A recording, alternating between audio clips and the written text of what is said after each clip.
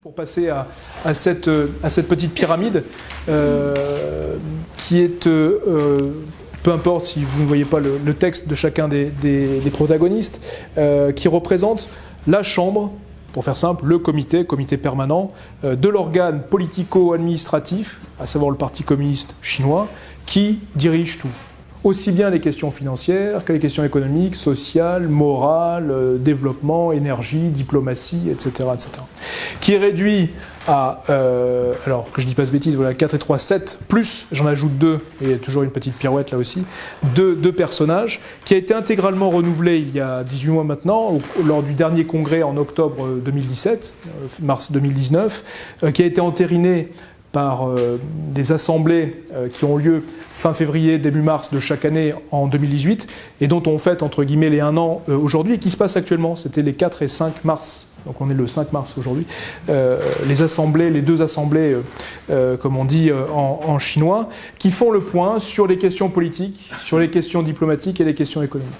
Et aujourd'hui, les premières conclusions, quand on lit à la fois la presse chinoise et bien évidemment la presse internationale spécialisée sur ces questions, on est dans une situation à la fois d'inquiétude par rapport à la situation économique chinoise et en même temps de doute par rapport au premier personnage. Que, après avoir renouvelé ce système politique très resserré à moins d'une dizaine de personnes qui décident de tout, on a des formes de contestation, ce qui est assez intéressant en termes de remise en cause du pouvoir et de légitimité du pouvoir.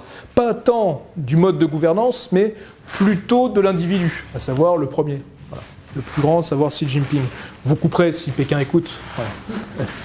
Voilà.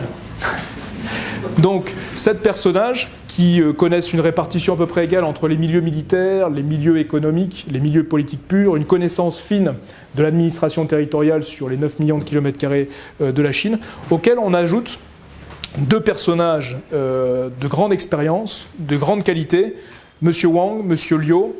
Le premier est en fait le doublon de l'actuel Premier ministre, mais qui n'est pas Premier ministre, qui est en fait le bras droit de Xi Jinping. Ils se connaissent depuis très très longtemps, ont connu un chemin dans l'administration politique, aussi bien du Parti communiste qu'administrative, dans les administrations dans les années 70, dans les années 80, qui a une expérience diplomatique intéressante et qui connaît très très bien, si vous voulez, le système économique international, le système économique et financier. Le deuxième personnage annexe, mais qui a une fonction très très importante, M. Liu He, premier vice-premier ministre, donc un des vice-premiers ministres, qui est le bras droit pour les affaires économiques et financières de l'actuel premier, Li Keqiang, et qui est le chef d'orchestre depuis janvier 2018 de la conflictualité économique et financière avec les États-Unis.